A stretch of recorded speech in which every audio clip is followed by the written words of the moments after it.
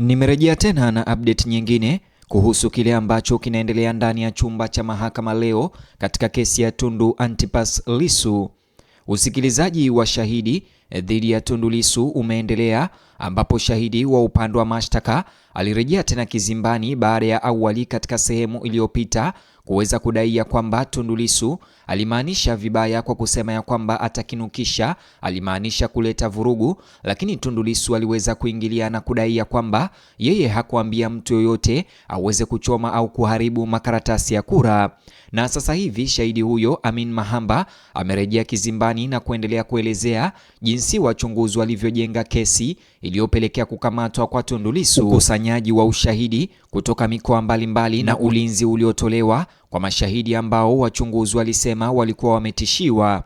Hii ilikuwa ni mwendelezo wa kikao cha awali ambapo shahidi alieleza mahakama kuwa wachunguzi walikuwa wamepitia video ya Tundu Lissu akizungumza katika mkutano wa kisiasa na kutafsiri baadhi ya kauli zake kama ushahidi wa nia ya kuvuruga uchaguzi. Hata hivyo, katika sehemu hii ya mwenendo wa kesi, mwelekeo ulihama kutoka kwenye video yenyewe na kuelekea kwenye hatua zilizochukuliwa na wachunguzi baada ya kupokea taarifa kutoka mikoa mbalimbali nchini Tanzania.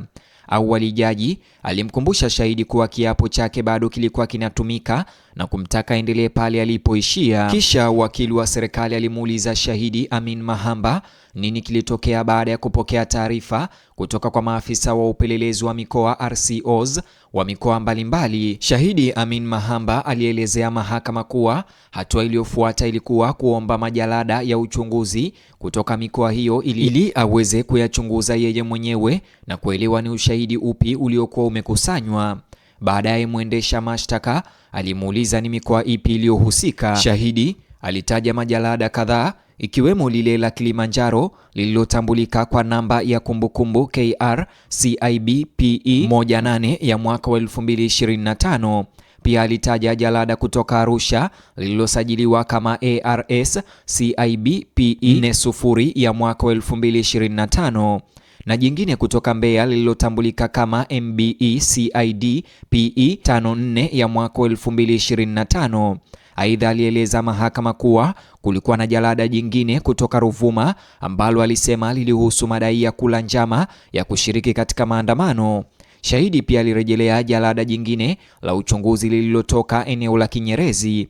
Kisha mwendesha mashtaka aliuliza nini kilitokea baada ya majalada hayo kuombwa. Shahidi alisema kuwa baada ya kuyapokea aliyasoma majalada hayo. Kwa mujibu wa ushahidi wake, wachunguzi walifikia hitimisho kuwa baadhi ya watu ambao majina yao yalionekana kwenye majalada hayo, aliambia mahakama kuwa baada ya kupitia nyaraka hizo, wachunguzi walihitimisha kuwa wengi wa watu hao walikuwa wameshawishiwa au kuchochewa na kauli zilizotolewa na Tundu Antipas Lissu.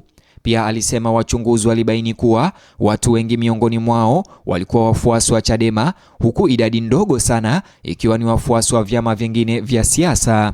Kisha mwendesha mashtaka aliuliza ni nini kilifuata baada ya wachunguzi kubaini mrengo wa kisiasa wa watu hao waliohusika. Shahidi alisema alitoa maelekezo kwamba majalada hayo yarejeshwe katika mikoa husika. Pia aliwaagiza wachunguzi kuwatafuta watu waliotajwa katika majalada hayo na kuchukua maelezo yao kama mashahidi. Kisha mwendesha mashtaka aliuliza swali muhimu la kufuatilia: mashahidi wa kesi ipi?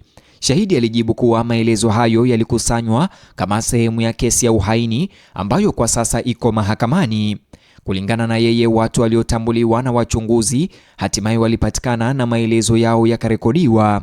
Kisha mwendesha mashtaka aliuliza ni nini shahidi alifanya binafsi baada ya kupokea maelezo hayo. Shahidi alisema maelezo hayo yaliingizwa kwenye jalada la uchunguzi kama sehemu ya ushahidi dhidi ya mshtakiwa.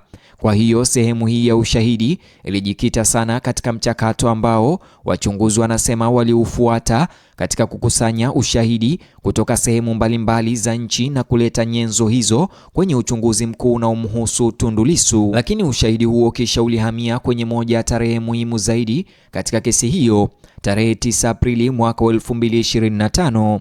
Mwendesha mashtaka alimuuliza shahidi ni nini alichokumbuka kuhusu tarehe hiyo. Shahidi Amin Mahamba, msaidizi kamishna wa polisi, aliambia mahakama kuwa Tarehe 9 Aprili ilikuwa siku ambayo Tundu Lissu alikamatwa akiwa katika ziara ya kisiasa huko Mbinga, mkoa wa Ruvuma. Kulingana na shahidi, baada ya kukamatwa kwake, Lissu alisafirishwa hadi Dar es Salaam siku hiyo hiyo. Aliwasili Dar es Salaam siku iliyofuata tarehe 10 Aprili mwaka 2025 na kupelekwa kituo kikuu cha polisi. Shahidi alisema Lissu alijulishwa kuhusu tuhuma dhidi yake, lakini alikataa kutoa maelezo kituoni hapo. Badala yake, kulingana na shahidi, Lissu alisema hakuwa tayari kutoa maelezo katika hatua hiyo na kwamba angetoa majibu yake mbele ya mahakama. Kisha mwendesha mashtaka aliuliza nini kilitokea baada ya hapo. Shahidi aliambia mahakama kuwa baadaye siku hiyo ofisi ya taifa ya mashtaka jijini Dar es Salaam iliandaa mashtaka dhidi ya Lissu. Alisema kuwa kufikia jioni ya siku hiyo, Lissu alifikishwa mbele ya mahakama ya hakimu mkazi Kisutu. Kisha upande wa mashtaka uliuliza nini kilitokea baada ya Lissu kufikishwa mahakamani. Shahidi alisema kuwa baada ya mashtaka kusomwa kwa Tundu Lissu, jalada la uchunguzi lilirejeshwa kwa wachunguzi ili uchunguzi zaidi uweze kuendelea. Maelezo hayo ni muhimu kwa sababu yanaonyesha kuwa kulingana na shahidi, uchunguzi haukuishia kwenye kukamatwa kwa awali kwa Tundu Lissu na kufikishwa kwake mahakamani. Badala yake, wachunguzi waliendelea kukusanya nyenzo baada ya hatua hizo za awali, na kulingana na ushahidi huo, ilikuwa ni wakati wa uchunguzi huo unaoendelea ambapo suala jingine lilijitokeza, madai kwamba baadhi ya mashahidi walikuwa wakitishiwa. Mwendesha mashtaka alimuuliza shahidi huyo ni nini kilitokea wakati wachunguzi wakiendelea na kazi yao. Shahidi alisema wachunguzi walipokea malalamiko kutoka kwa baadhi ya watu waliosema kuwa walitishwa kwa sababu walikuwa tayari kutoa ushahidi dhidi ya Tundu Lissu. Kisha mwendesha mashtaka aliuliza iwapo wachunguzi waliweza kuwatambua watu wanaodaiwa kutoa vitisho hivyo. Shahidi alijibu kuwa wengi wa wale wanaodaiwa kuhusika walikuwa wafuasi wa Chadema. Aliambia mahakama kuwa baadhi ya vitisho hivyo vilijumuisha ujumbe na maoni yaliyoelekezwa kwa mashahidi, ikiwa ni pamoja na maneno yaliyotumika kuwatakia madhara, mikosi au laana. Shahidi hakuwasilisha kauli hizo kama mambo aliyoyasikia yeye mwenyewe moja kwa moja kutoka kwa mshtakiwa. Badala yake, alieleza mahakama kuwa wachunguzi walipokea malalamiko kuhusu ujumbe wa vitisho na kisha wakachunguza maudhui yaliyowekwa kwenye mitandao ya kijamii. Kisha mwendesha mashtaka aliuliza ni nini wachunguzi walifanya baada ya kupokea taarifa hizo. Shahidi alisema wachunguzi wenyewe waliingia kwenye majukwaa ya mitandao ya kijamii na kuchunguza maoni yaliyodaiwa kuwekwa huko. Alitaja hasa Facebook, TikTok, Instagram na X. Kulingana na ushahidi wake, wachunguzi walichunguza maudhui hayo na baadaye kuridhika kwa malalamiko kuhusu vitisho yalihitaji hatua zaidi kuchukuliwa. Kisha mwendesha mashtaka aliuliza nini kilitokea baada ya wachunguzi kufikia uamuzi huo. Shahidi alisema aliwasiliana na ofisi ya taifa ya mashtaka na kuwajulisha kuhusu vitisho vinavyodaiwa kuelekezwa kwa mashahidi. Alisema lengo la mawasiliano hayo lilikuwa kuomba ulinzi kwa ajili ya mashahidi. Ushahidi huo kisha ukaendelea hadi hatua iliyofuata. Shahidi alieleza mahakama kuwa baadaye alipata kiapo maalum kutoka ofisi ya taifa ya mashtaka ili mashahidi hao waweze kupewa ulinzi. Hiyo ilihitimisha maswali yaliyoulizwa na wakili wa serikali. Tutafunga habari hizi hapa, lakini nitarejea tena ndani ya muda mfupi ni kujuze kilichoendelea baada ya hatua hiyo. Kumbuka kulike video hii kisha subscribe ili uwe wa kwanza kupokea ujumbe pindi tu habari mpya zitaweza kuibuka.